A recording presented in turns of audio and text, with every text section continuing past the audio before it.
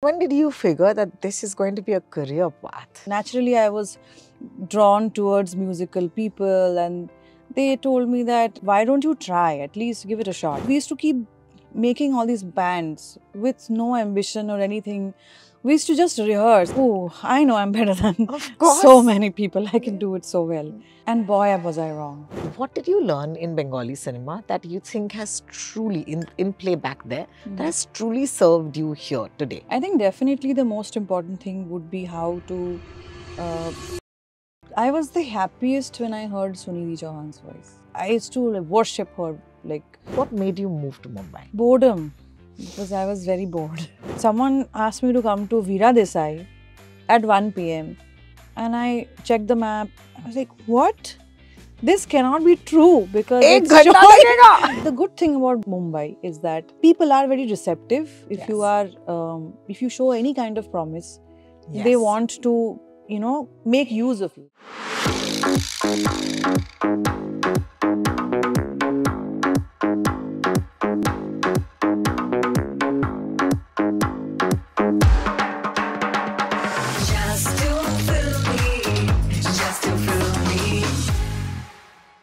If you ask me, my favorite place to be in the entire world, or my sanctuary, has to be a studio. It's usually cut off from the rest of the noise in Mumbai city. That's where we operate out of. It's soundproof, and it almost feels like insulation to keep you, your feelings, your art safe. The studio is also where you'd meet some of our favorite talents. For example, I was here in this very studio a few days ago to talk to Anurag Saikia. Now, of course, I've figured out how to pronounce his name correctly, which is Anurag Hoikia. I do hope I'll pronounce my next artist's name correctly, because I've been singing her songs loudly and badly for the last couple of years. Her name is Madhuvanti Bagchi, and she's with us on Just Too Filmy. Hi, Madhuvanti. Hi, Rohini. How are you? I'm so afraid now to take names of artists. It's never happened to me. So did I take it correctly? So it's not wrong because I think the eastern side of the country, eastern part of the country, we do put a lot of emphasis on the O's, like Anurag, the way you say. So my name automatically becomes Madhuvanti, which is a very Bengali way of pronouncing. Course. But Madhuvanti is actually also correct. There is nothing wrong with it. Like, thank you. His name has a lot of, like, Hoikia is very, it's very a tough different. one. It's a tough one. But Bagchi remains Bagchi. Remains Bagchi. Bagchi doesn't become Bokchi. Not at all. It's Bagchi. Okay, that's interesting. Yeah. My best friend's called Eva Bagchi. Oh. So this was it's always... a pretty uncommon surname, actually, even amongst Bengalis. Yeah. But it's so amazing to sit down with you because, as you know, I've been wanting to do this for a long time now. We've been DMing each other, okay? And let's just say it's been a great couple of years. So I want to start by congratulating you. Thank you so much. Thank you. So let's take it back to 2024 because I truly feel that there was this sort of discovery of Madhuvanti with Aaj Ki Raat. But the truth is that she's been singing, professionally, at least listed since 2013. Yeah. Hai na? Yep. So today on this interview, I thought it'll be great to actually visit those parts of your life and your profession where you turned around and you were always singing. And then what happens when suddenly, there's a song that changes everything. So can we start from the beginning? Sure. Wonderful. So I know that you're classically trained. I know that I'm assuming ghar pe music bahut important tha. Hai na? Yep. Was there people at home who were also classically trained? In my father's side of the family, my father, my uncle, like my father's younger brother, they were all trained as kids. They were learning classical music. And I think it was a huge wish of my grandfather. And we are not even from Calcutta. We are from a very small town called Balurghat, which is in the northern side of West Bengal. So it's a pretty small town. But my grandfather really wanted my father and his brother to be radio artists at that time. But what happens in middle class families, it is very tough to crack it at that point of time, and they all prioritize jobs and all those the safe and secure modes of, like, the professions where you find security. So they chose that, but the love really never goes away. So I think that's where music came into our family. Even my aunts, like my father's older sisters, they are also they're in love with music. All they talk about is music. And also in my mother's side, my mother's mother, like my nani, she was very much into music. She used to teach me all kinds of songs that she knew. So there was Lovely. a lot of musical influence from both sides of the family. And when did you figure that this is going to be a career path? That came much later because I've always learned, I've always practiced, I've done my riyaz. But this was also told to me that, this is not something that's very easy to do. It's extremely insecure. We had moved to Calcutta when I was very little. And so technically my parents were also immigrants in that city, and it took them a while to figure out what to do there. Yeah. Like how to live in a city, because they were from a place where everyone knew each other. Yes, of course. To actually modify your life according, like, to live a city life, it's not easy. Yes. But yeah, I was always encouraged to sort of pursue academics, and I was fairly good at it. I did my engineering, like B.Tech, M.Tech, everything. And then while I was completing my M.Tech, I figured that basically while I was finishing my B.Tech, I sort of knew that engineering was not my calling at all. Which I think most engineers, that's what happens to them. Like while doing it, no, not this, definitely not this. But then I had a lot of friends around me who were also, naturally I was drawn towards musical people, and they told me that, why don't you try? At least give it a shot. Correct. I didn't even know how to try. Like, how does one enter? And I was still in Calcutta. And we used to keep making all these bands with no ambition or anything. We used to just rehearse, and the number of, till date, my mom tells me, like, the number of rehearsals you've done in your life with no performance in the horizon, with no reason. You all are just rehearsing for no reason. Wow. But it really gave me a lot of understanding of music, and also how to do music as a team. Yes. And in that process, some composers actually spotted me performing somewhere, something, and they called me for an audition for Bengali film music. Like, they auditioned me as a playback singer. And that's how I sort of got into this thing. And I was like, oh, this seems like maybe not, like, it will not make you super rich or something, but maybe I can give it a shot. Maybe I can try doing this. So that's 2013 was the first, my first release as a Bengali playback singer. And then also it hasn't always been easy. It's been a lot of, sometimes I got annoyed, like, why? And I'm a very impatient person. So I'm like, why are things not fast? So that was something that really used to bother me. And hence into 2018, I moved to Mumbai. Well, she's given us the story, but I'm going to take it back to 2013, which means that Bengali cinema should really get the credit for, as they say, discovering Madhuvanti Bakshi. 100%. Yeah. Yeah.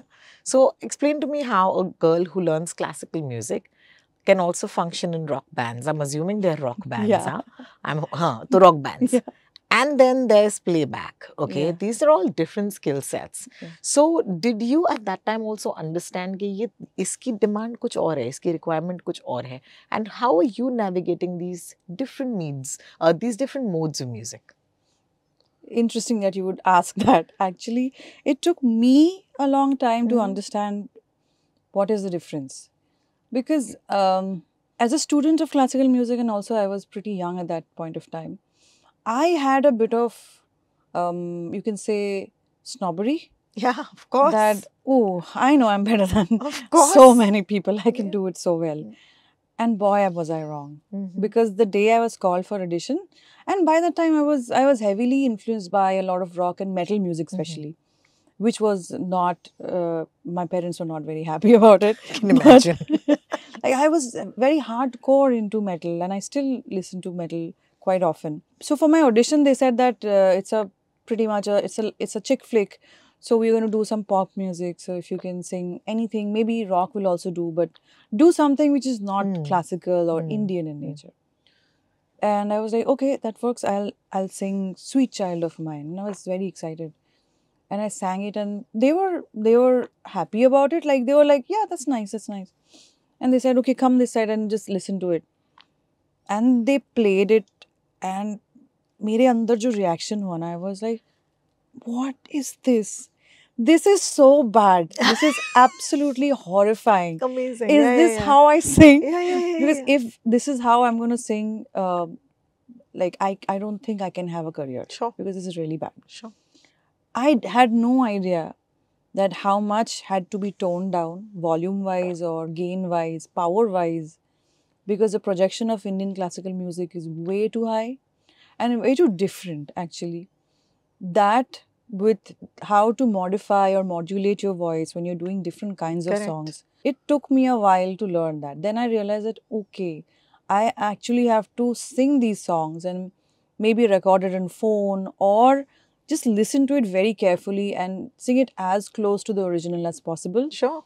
And because my tonality is a little different, so anyway they're going to be different. But let me try singing it like the original. Correct. And slowly it started getting better. And it took me a couple of years to get how to sing in front of a microphone. That is so amazing that you said that. So many things, so many thoughts in my head. You talked about tonality being different. We're going to talk about that as well. But you know, at that point, you're saying that each of these modes requires a different riyaz. Yeah. You know, technically. Yes. You know, also with the classical form of music, there's always a guru, Yes. which is so great Yes. because they'll tell you immediately whether you're right or you're wrong. Hmm. But with pop or with rock, you never have a guru. You know, Yes. your gurus are the guys who did before you, and you still don't want to sound like them. Okay. And then you come to playback, which I think is so different because in playback, it's about the vision of somebody else. And then they're looking at you saying, okay, you also bring something to it. Yeah. लेकिन मुझे पता है कि ultimately ये एक film में जाना है. So let's go back to those days when you were singing for Bengali cinema. What did you learn in Bengali cinema that you think has truly, in playback there, that has truly served you here today? I think definitely the most important thing would be how to keep your voice at a very, how to say that, at a very pleasant level in front of the microphone. Especially for people with big voices like mine, it's an issue. Because it's always at a risk of sounding too harsh or too loud or not too soothing. Yeah. Because I think you also need to maintain your originality. If you make it too soft, then you're losing out on the best Who parts you of are. your voice. Yes. So you have to, it's a lot of back and forth to actually Correct. figure out where your voice should land to make it sound the best, that optimum range of where it should be. Correct. It's also a lot to do with the composer's vision and the kind of songs that they cast you in. That's again another very important topic true.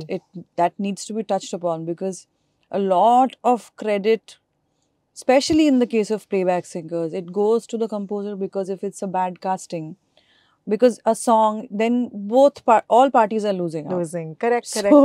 So it's something which, sometimes me as a listener, I listen to songs and I'm like, I wish this song went to this person because that guy would have done such a good job. Better job. Yeah.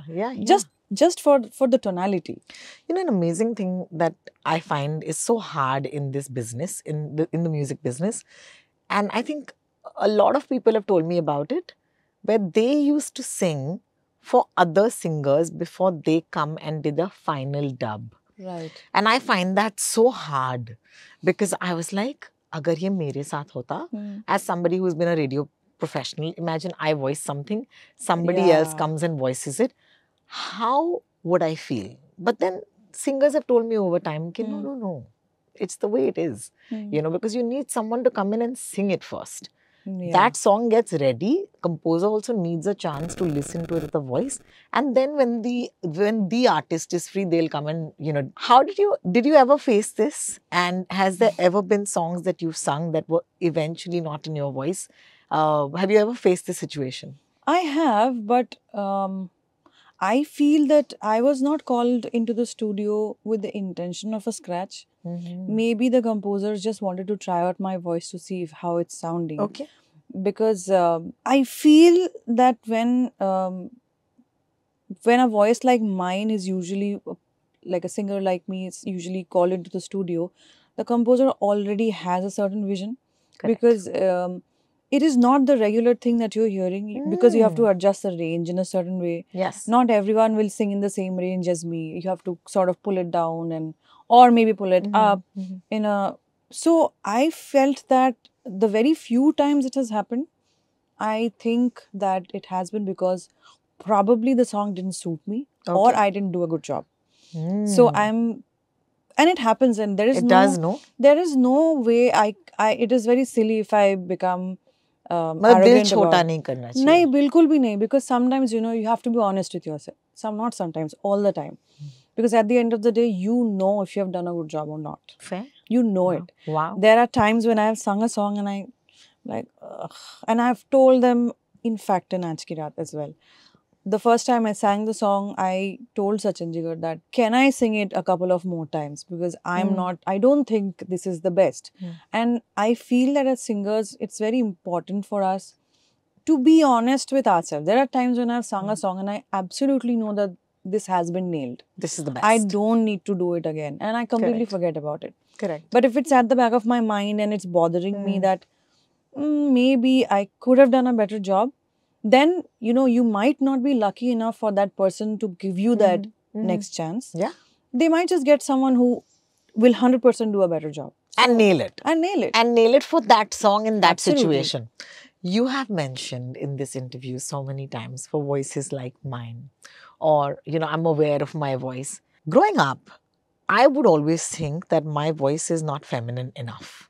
I used to always think that I could be a boy, you know, because women didn't sound like me. Yeah, you true. know, women don't sound like us. I can say us Yeah. now. Yeah. But you were alone, you Yeah. know, because the majority of women don't sound like this. Yeah. We have these whiskey voices that you're just like, oh, this is too husky. What do I do with this? I'm not sexy, but my voice is sexy. है ना, ये सारे thoughts आते हैं और आप अकेले हो, because क्योंकि majority नहीं है. It took me a while to understand that that's my strength. Yeah. You know, because on the radio, I realized I sound different. This is amazing. I'm a woman, but I sound completely different because of this gift, Yeah. you know. When did that happen to you? Again, it took a long time, because the very first couple of years when I used to sing all the time as a kid. I was a very annoying child. I used to sing all the time with no respect for anybody else's comfort, and they were like people used to tell my mother that your daughter just constantly sings. Can you ask her to be quiet for some time? And most of the times they were like, she doesn't even have a sweet voice. She's just singing and I had this voice throughout a very heavy voice. And there's this concept that, you know, people actually learn singing from a lot of there's a concept of male scale and a female scale. It's a very Yes. random thing. Very wrong technically, but people go by it. So female Yes. scale is supposed to be from B flat. I'm like, B flat? This is like the middle of my octave. This can't happen. Love it. I can't start from here. This is Super. crazy. So I was singing from G. Yeah. And this is too low. And most of the people around me, they refused to accept anybody who was singing from G. G is not a girl's key. You're going to sound like a guy. It's too low. But thankfully, when my parents sent me for classical, you know, training, so my guru, she also had a heavier voice. So she is like, who cares? I sing from G sharp A. Super. Yes, I found someone. Yeah. So you need also a lot of credit goes to her, because I absolutely idolized her in all sorts of ways.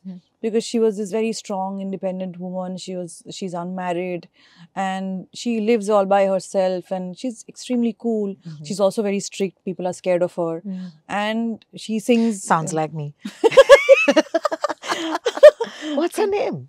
Her name is Vidushi Shubhra Guho, and she's based in Calcutta. Honestly, I feel that I'm extremely fortunate that at that age, my father somehow did his research and found out that this is this one person where I should send my daughter. And I was Brilliant. very young.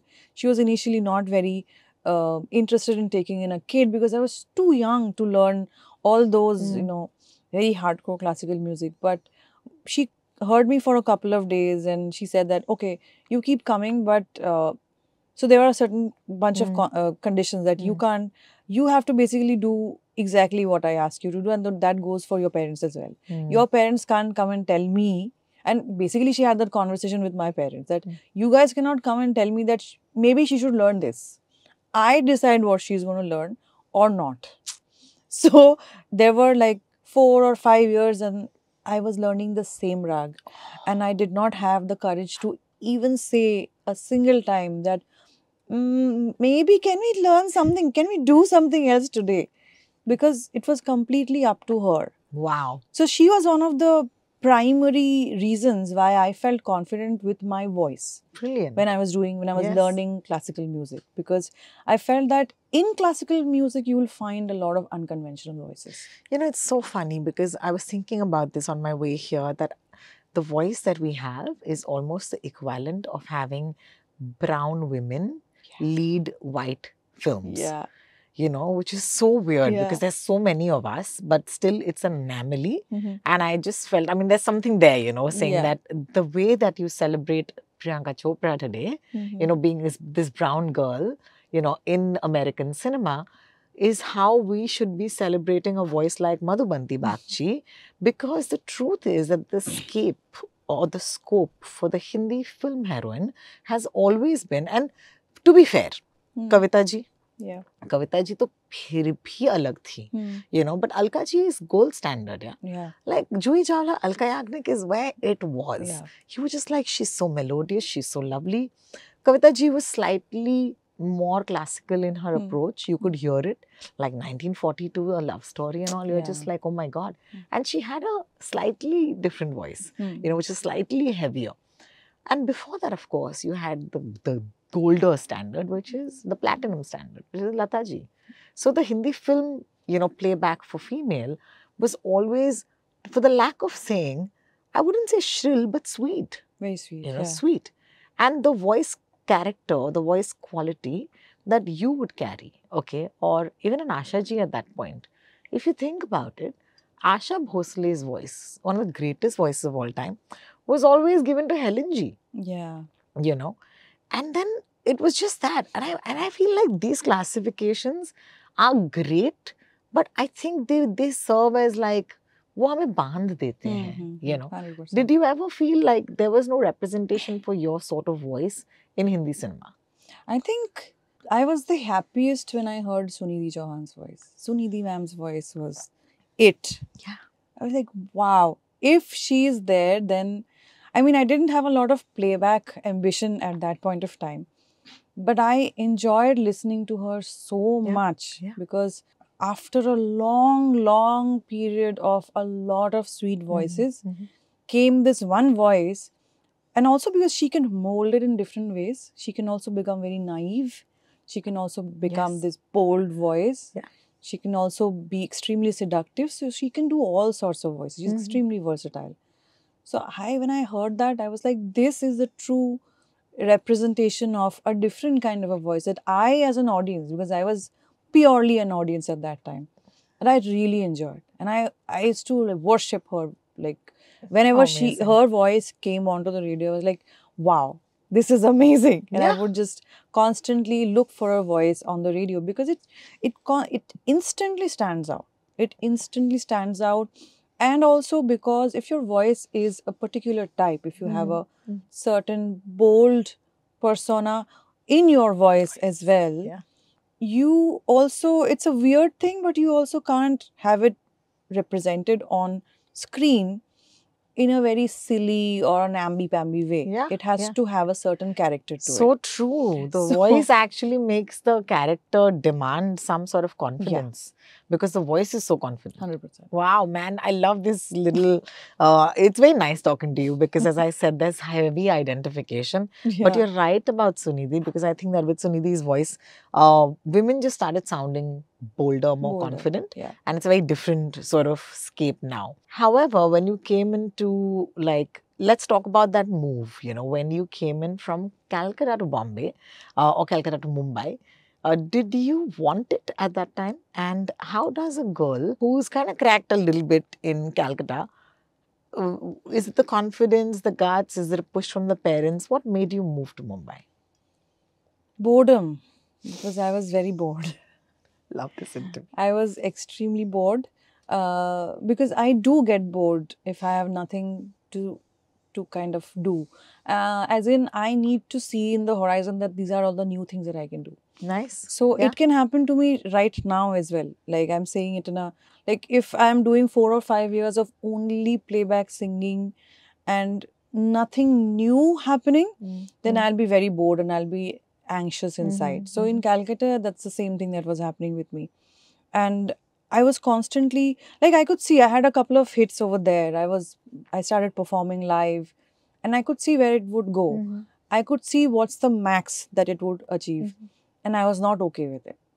I was like, I definitely need to get out of this and try something new. What's the worst that can happen? So that became a pattern with me, that I keep pushing my limits and I tell myself, ask myself, what's the worst that can happen? You're going to fail, right? Yeah. If you fail, then if you have the resources, then you try again. Sure. If you don't have the resources, then you go back. Sure. So there is nothing to lose. And obviously I had that advantage that, my family, they are not dependent on me. That is one big advantage that I have. I feel very privileged that, if I had to feed my family, then I would not have been able to take any of these risks. So true. This is completely, the credit goes to my parents. Yeah. And because I had none of those, responsibilities, I could just do whatever I wanted. I could ruin my life as I deemed fit. And so I did. So, more the best thing about this interview is getting to know you. Of course, we've spoken and stuff, but I still feel like there is a huge risk taker in you. And there's also a sort of like departure from convention, which is that I see an absence of fear, which is, I think, such a blessing for girls to be listening to your interview and to be inspired. Because it's, sure, your parents were not dependent on you, but it's up to you what you do with that freedom, right? Yeah. If you turn around and say that, hey, this is the opportunity I have. Most people may never take it. They'll be like grateful, but that's where it'll end. But you turned around and said, no, I have to move to Mumbai. Did you move because you had a project, or did you move? I didn't know anyone. I didn't even know how far Lower Parel is from Andheri. How lower is Lower Parel? Correct. I had a friend. He still lives in Lower Parel, and he told me, yeah, no problem. And he was finishing his MBA. No, he's a business graduate. And he's like, no problem. Anyway, I won't be there at that time. So you can just crash at my place and figure out what to do in Mumbai. And I had just come for a short period of time before actually making the move. And I went to Lower Parel and someone asked me to come to Veera Desai at 1 p.m. And I checked the map. I was like, what? This cannot be true because it was 1.5 ghanta, and also I was kind of poor at that time, so I took this Uber share thing. So that 1.5 ghanta became 2 ghanta and more. And I'm like, ye kahan kya chal raha hai yahan pe? Why don't I should have prepared better. And then I figured that, oh, if you have to come to Andheri, then you have to be in Andheri. Otherwise it can, and I hate being late and apologizing to people. I really find it so unprofessional and it's bad. If you're, especially for a first meeting or something like that, you can't just, I'm so sorry, I'm late. It's like, you're all over the place. Yeah. Come on, get your act together. Cancelled. Yeah. 100%. Of course, yeah. So I felt really bad. And then I rented a place in somewhere near Dien Nagar and I was sharing it. And I remember I entered that house with 2 very big suitcases. And after I entered my room, it was a shared apartment.